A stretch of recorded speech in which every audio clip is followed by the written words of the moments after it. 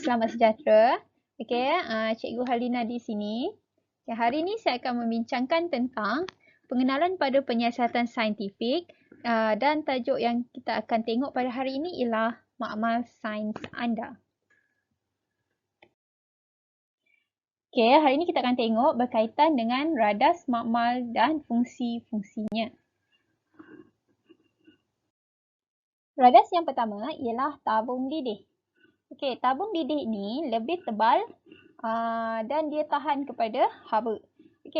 Fungsi tabung didih ialah memanaskan bahan kimia dalam kuantiti yang kecil.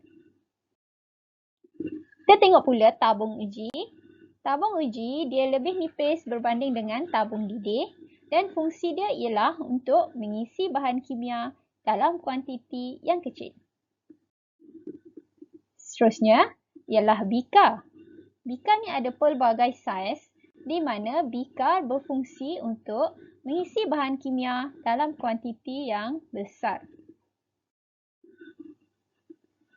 Kelalang kun juga fungsinya adalah seperti bikar di mana ia digunakan untuk mengisi bahan kimia dalam kuantiti yang besar.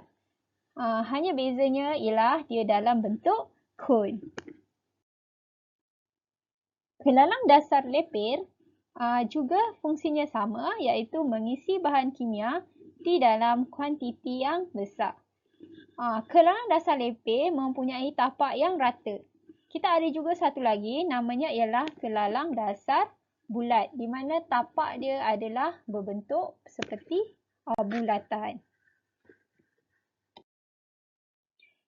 Baiklah. Untuk tingkatan 1, anda perlu tahu 3 alatan utama untuk pengukuran cecair. Untuk mendapatkan isi padu yang cecair yang tepat, kita menggunakan biuret. Kenapa kita katakan biuret ini dapat menyukat isi padu cecair yang tepat? Kerana biuret boleh mengukur isi padu cecair sehingga 1 titik perpuluhan. Contohnya, anda perlukan 23.5 cm padu air. 23.5 anda boleh menggunakan biuret. Pipet pula menyukat isi padu cecair yang tetap. Pipet ni dia ada yang 10 ml, yang ada 25. Jadi, jika anda nak 25 ml air, boleh gunakan pipet. Kemudian kita ada juga silinder penyukat. Di mana silinder penyukat boleh digunakan untuk menyukat isi padu cecair. Untuk pemanasan, kita ada Bunsen burner atau penunu Bunsen. Kita ada kasar dawai dan tungku kaki 3. Kasar dawai digunakan untuk membantu menyebarkan haba dengan sekata semasa pemanasan. Jika anda nak panaskan bikar, air dalam bikar itu diletak di atas kasar dawai. Dan seterusnya kita ada tungku kaki 3 di mana tungku kaki 3 ni menyokong radas semasa pemanasan. Mari kita lihat bagaimana susunan radas yang betul untuk pemanasan. Jika anda lihat di sini, kita ada bikar di mana bikar itu diletak di atas tungku kaki 3. Dan ada kasar dawai di bawah bikar. Dan penunu Bunsen itu kita nyalakan apinya dan letak di bawah bikar yang berisi air. Ini untuk kita memanaskan air. Radas yang seterusnya ialah corong turas. Corong turas berfungsi untuk menuras atau menapis pepejal tidak larut daripada campuran. Contohnya, anda ada campuran air dan pasir, di mana pasir-pasir yang halus itu tidak larut di dalam air. Jadi, untuk memisahkan air dan pasir, kita gunakan corong turas dan juga kertas turas. Kertas turas kita lipat dan letak di dalam corong turas dan air dan campuran itu kita tuangkan ke dalam corong turas tersebut. Jadi, apa yang tertinggal pada kertas turas ialah pasir. Dan apa yang kita dapat di dalam bikar ialah air. Seterusnya ialah balang gas. Balang gas digunakan untuk mengumpulkan gas. Contohnya, kita perlukan gas oksigen. Jadi kita guna balang gas untuk mengumpulkan gas oksigen. Radas yang seterusnya ialah piring sejat. Piring sejat digunakan untuk menyejatkan cecair. Penyejatan ialah cecair bertukar menjadi gas. Seterusnya ialah mangkuk pijar dan penutup. Jika anda nak memanaskan bahan kimia dalam bentuk cecair, anda boleh menggunakan tabung lidih dan bika atau bika. Tetapi untuk pepejal, contohnya anda hendak memanaskan sesetengah logam, anda perlu menggunakan mangkuk pijar dan penutup. Okey, seterusnya kita pergi pada kaki retort. Kaki retort berfungsi untuk memegang atau menyokong sesuatu radas. Okey, tengok gambar yang pertama di atas itu ialah kaki retort dan cuba perhatikan gambar kedua di mana kaki retort digunakan untuk memegang burette. Okey. Seterusnya kita lihat pula simbol bahan berbahaya di dalam makmal. Botol-botol yang berisi bahan kimia biasanya dilekat dengan simbol amaran bahan berbahaya pada botol tersebut.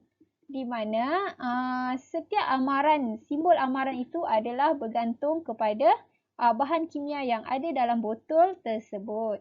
Dan juga simbol itu membawa maksud tertentu berdasarkan gambar simbol itu. Okey. Kebanyakan bahan kimia yang kita gunakan di dalam makmal sains berbahaya. Kita mesti memerhatikan simbol amaran pada botol bahan kimia dengan teliti sebelum menggunakannya untuk mengelakkan kemalangan. Berikut merupakan simbol-simbol amaran yang biasa terdapat pada botol bahan kimia. Okay. Amaran yang pertama menunjukkan bahan yang merengsa. Simbol yang kedua menunjukkan bahan itu beracun atau toksik. Simbol yang ketiga, bahan yang mudah meletup. Simbol yang keempat iaitu gambar api menunjukkan bahan yang ada di dalam botol itu merupakan bahan yang mudah terbakar. Okay. Seterusnya ialah bahan yang mengakis dan yang terakhir sekali ialah bahan radioaktif. Bahan merengsa merupakan bahan kimia yang boleh menghasilkan wap atau wasap yang boleh memedihkan mata, hidung dan tekak. Okay, jadi elakkan daripada menghidu wap atau wasap tersebut. Okay, contohnya ialah kloroform dan amonia. Bahan radioaktif mengeluarkan sinaran radioaktif yang boleh menyebabkan kanser. Contohnya uranium dan plutonium. Simbol yang ketiga menunjukkan bahan yang mengakis. Okay, bahan yang mengakis ini jangan kita sentuh kerana ia boleh melecurkan kulit. Sekiranya terkena pada kulit, apa yang perlu anda buat ialah mencuci dengan air yang banyak. Contohnya ialah asid dan alkali pekat. Simbol yang seterusnya ialah bahan yang beracun. Bahan ini beracun atau toksik. Jangan minum, makan, menghidu atau merasa bahan ini. Contohnya, merkuri dan klorin. Okay, simbol yang seterusnya ialah bahan yang mudah meletup. Bahan yang mudah meletup dan bahan yang mudah terbakar perlu dijauhkan daripada sumber api. Bahan yang mudah meletup contohnya gas hidrogen dan butana, manakala bahan yang mudah terbakar contohnya alkohol dan petrol. Sesetengah bahan kimia seperti kalium dan lithium boleh bertindak balas jika terdedah kepada udara. Oleh itu, bahan ini perlu disimpan dalam minyak parafin. Slide seterusnya menunjukkan peraturan dan langkah-langkah keselamatan di dalam makmal. Okey, apabila masuk ke dalam makmal, pelajar perlu mematuhi beberapa peraturan dan langkah-langkah keselamatan untuk mengelakkan kita terdedah kepada bahaya. Okay, yang pertama sekali, jangan masuk ke dalam makmal tanpa kebenaran guru. Begitu juga, jangan mulakan eksperimen sebelum diarahkan oleh guru. Anda perlu membaca arahan dan fahami arahan eksperimen terlebih dahulu. Gunakan semua bahan kimia dan peralatan dengan betul dan cermat. Anda juga dilarang minum, makan dan bermain-main di dalam makmal. Sebarang makanan dan minuman tidak dibenarkan dibawa masuk ke dalam makmal. Anda juga dilarang mengeluarkan peralatan dan bahan kimia dari makmal tanpa arahan guru. Kembalikan peralatan dan bahan kimia ke tempat simpanan asal jika dialihkan. Pastikan tempat menjalankan eksperimen sentiasa kemas dan bersih. Cuci semua peralatan dan buang mengikut kaedah yang betul. Cuci tangan dengan air dan sabun sebelum meninggalkan makmal. Segala bahan kimia yang telah anda gunakan tidak boleh dimasukkan semula ke dalam bekas yang asal. Gambar ini menunjukkan langkah-langkah keselamatan ketika menggunakan bahan kimia dan radas. Jangan halakan hujung tabung uji ke arah diri sendiri atau orang lain semasa pemanasan. Gunakan cermin pelindung mata ketika mencampurkan atau memanaskan bahan kimia. Jauhkan bahan kimia yang mudah terbakar daripada sebarang sumber api dan jangan sesekali merasa atau menghidu bau kecuali dibenarkan oleh guru anda. Jika berlaku kemalangan, apa yang perlu anda lakukan? Yang pertama, janganlah mudah panik. Sebaliknya, mengambil tindakan yang sepatutnya. Apa sahaja yang berlaku atau kemalangan dan kecederaan perlu dilaporkan kepada guru dengan kadar yang segera. Jika berlaku kebakaran, apa yang perlu dilakukan ialah matikan suis elektrik dan beritahu guru anda. Begitu juga jika ada bahan kimia yang tertumpah, perlu dilaporkan pada guru dan elakkan bahan kimia terkena pada tangan anda. Jika bahan kimia seperti asid dan alkali terkena pada tangan, anda perlulah mencuci dengan air yang banyak. Ingat ya, jika bahan kimia termasuk ke dalam mulut atau terkena pada bahagian lain, sila bilas dan kumur-kumur dengan air yang banyak. Okey, itu dulu. Sekian dulu daripada saya berkaitan dengan makmal sains anda. Okey, semoga anda mendapat manfaat dari perkongsian saya hari ini. Okey, sekian. Terima kasih. Bye.